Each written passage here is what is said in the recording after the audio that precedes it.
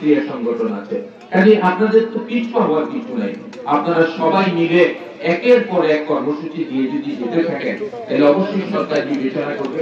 এবং আপনাদের জন্য আরেকটি সহজলভ্য বিষয় হচ্ছে যে সরকারের বিভিন্ন কর্মকর্তারা বিভিন্ন সময় কুলাউড়া পরিদর্শন করবে, আপনারা গিয়ে তাদের কাছে স্মারকলিপি দেবেন।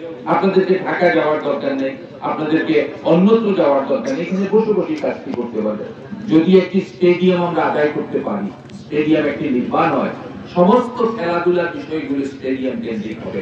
এই যে একটি জরাজীর্ণ মাঠ, মাঠের মধ্য দিয়ে খাল, আপনাদেরকে দমাতে পারে নাই, মাঠের কোনো খেলার পরিবেশ নাই, দুই পাশে রেলের স্লিপার, আপনাদেরকে তো আটকিয়ে রাখতে পারে নাই। উদ্যোগ, উৎসাহ, উদ্যোগের মধ্য দিয়ে আপনারা এই জরাজীর্ণ মাঠকে জয় করেছেন। আমার কাছে মনে হয়েছে বসে যেভাবে মানুষ শৃঙ্খলাবদ্ধভাবে বসেছে, আমার কাছে মনে হয়েছে উন্নত বিশ্বের একটি জায়গায় আমরা সেইভাবে বসে খেলা উপভোগ করছি, এভাবে মনে হয়েছে আমার কাছে। এই মনে হওয়াটা তো বাস্তবে রূপ দিতে হবে। কিভাবে দেবেন? একটি স্টেডিয়াম সরকার এত টাকা অপচয় করে, কুলাউড়ার মানুষের মধ্যে তার সমস্ত সভ্যতা সংস্কৃতির বিকাশের জন্য একটি স্টেডিয়াম অপরিহার্য। আপনারা দাবি তুলেছেন, সেই দাবি বাস্তবায়ন করতেই হবে। যে সরকার থাকুক, যেভাবে থাকুক, উত্তর দিতে হবে।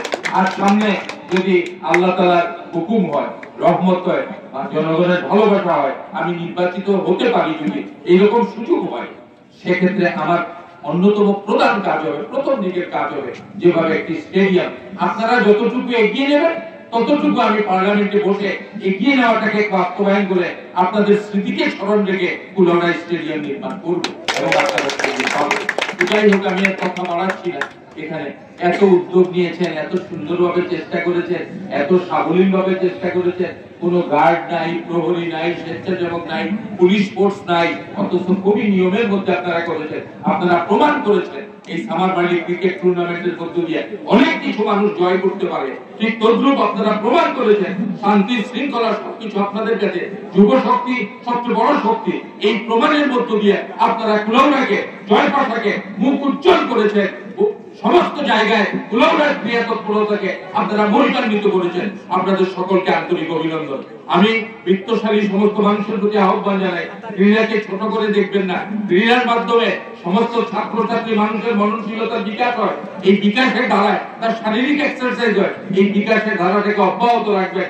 সবাই পৃষ্ঠপোষকতা করবেন, চেষ্টা করবেন যাতে সবাই মিলে এই কাজগুলোকে